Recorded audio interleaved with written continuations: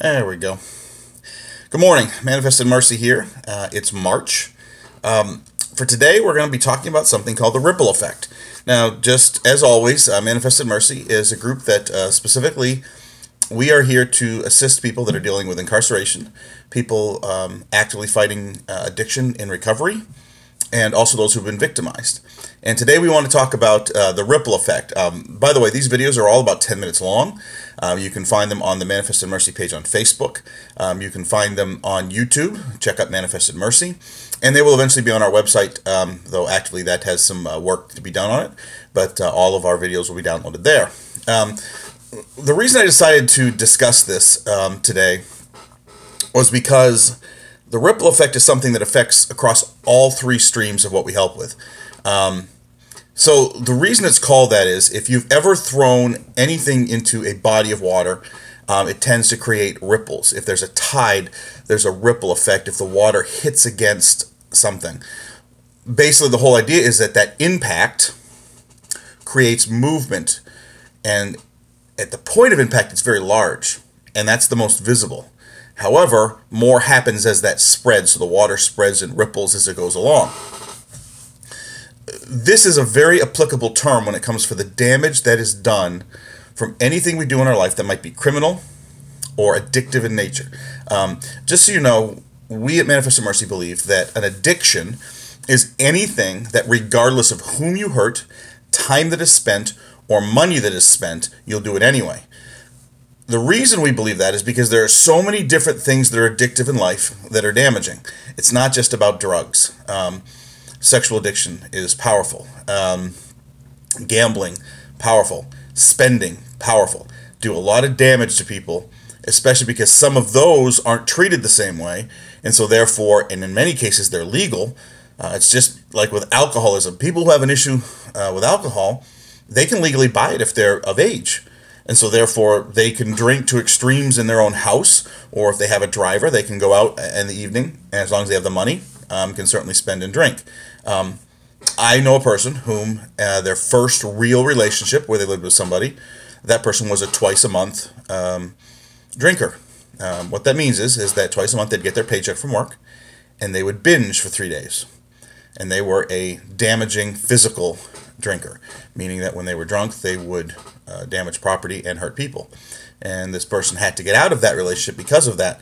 That person legally could buy that drink, but that person had such a problem with alcohol that they would go on binge weekends. And very typical, and a lot of people don't think much of it. I've got money, I'm going to go to the bar. And 4 hours later, it's 1 in the morning. 5 hours later, 1 in the morning, 2 in the morning. And at that stage, anything can happen that reaches from just being an addiction to potentially illegal activity, date rape, the whole chew off the arm syndrome, wake up in the morning next to somebody you don't know who it is. And these type of things take place because of that. Well, the ripple effect, and the reason we're talking about this today is because people don't seem to realize the damage that is done above and beyond the initial act. So let me tell this quick story. For those that don't know me and my background, and I don't get into a whole lot of those in these videos, those are for more personal story places. My first marriage ended because of my stupidity fighting my sexual addiction. And I was in a very long-term affair during my first marriage. Nobody was responsible for those actions but myself. And despite the damage and time, and in some cases money, I very specifically very much hurt my first wife. She didn't deserve that. Wonderful woman, and I just got lost in what was going on. And that's over 20 years ago, for those that are wondering. As part of that process, I recognize that damage still takes effect daily, whether it be from my children not totally being sure why Dad was who he was, and that goes on. I've got several adult children now. A conversation took place the other day where somebody was able to talk to someone about how they'd been hurt by an affair. And the person that was helping them out had also had to fight dealing with an affair. And I was thinking about that, and I was like, that person's fairly well removed from when that affair took place in life. and yet they have to relive what took place early in their life while helping somebody else out. That's ripple effect. That person had to relive, even though they're in a good place in life, even though they were able to help somebody else through the same process, they still have to relive some of what went on.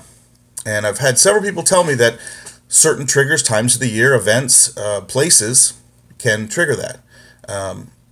We all have them. Now, I'll share personally. My, as I've been learning lately, biggest trigger event is the words potential. I had an opportunity in a session the other day, just so you're aware, for positive growth reasons. I personally, instead of going to recovery right now, am getting therapy. It helps me work through some of my stuff at age 47 that I've either done or gone through in life. And one of the things that was brought up in a counseling session was, very positively, it was mentioned by my wife, Tina Kelly, who is also the owner of Manifested Mercy now. She basically takes care of stuff for me, and I go out and do the work. Love her to death. I'm going to have her on one of our videos in the upcoming couple of weeks here together with us. She was talking very positively about all the potential that I have and the potential in what we're doing. And I didn't take it that way. It was a trigger, and therefore it was a ripple effect from things that have gone on for 40-something years of my life where I've heard the words potential, potential, potential. The problem with that is that the connotation for me, when I hear that word, is I hear potential as I haven't done something yet. I haven't reached a level yet. I'm not doing enough, or I could do more. Wasn't intended that way, but I heard it that way. And the counselor noticed I shut down. And Tina looked at me and she was trying to figure it out. And I said, oh my gosh. And for the first time ever, I really figured out how much of a trigger that was for me. And it takes me to a deep, dark place because I feel like I become worthless. I think I've mentioned what's known as the zero state before, another very powerful place we don't want to be if we're in fighting active addictive issues or if we have criminal thinking, because we'll do whatever it takes to get out of that, which includes criminal or addictive thoughts. So ripple effect. You never know when that's going to happen. I've always talked about the fact that sometimes some of the smaller crimes, so let's just say that you were somebody who had your purse robbed in a parking lot.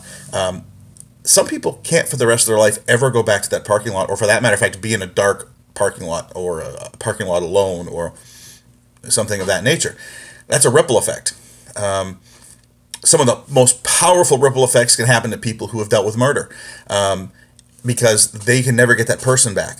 And so anytime anything comes up where this person took part in their lives, they're going to take damage. Yet they weren't the ones killed. And in some cases, they're not even related to the ones killed, but they're missing somebody in their life. There's a ripple effect.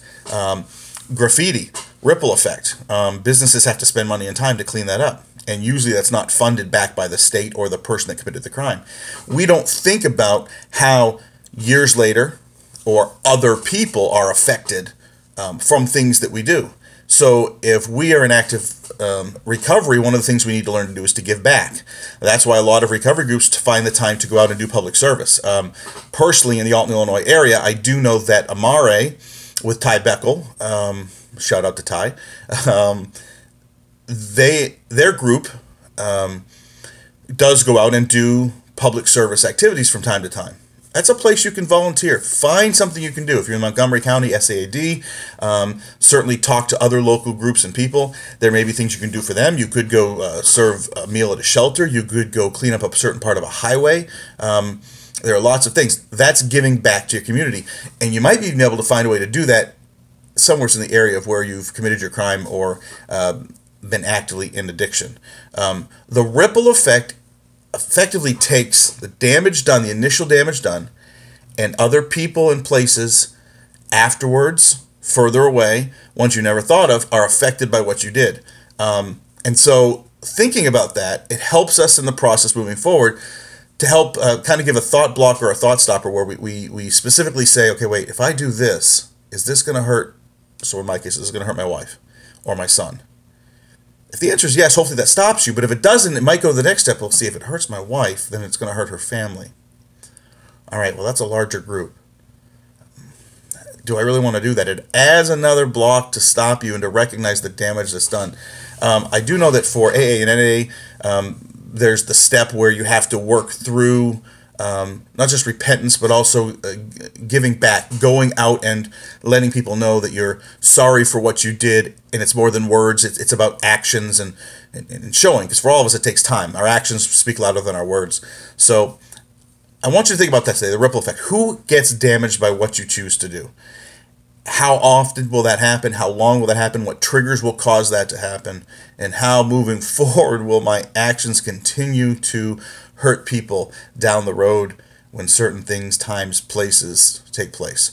Look, remember this. This is just a learning lesson, because there is hope, and we truly want you to know that you're loved and you are more than the choices you've made. Have a great day.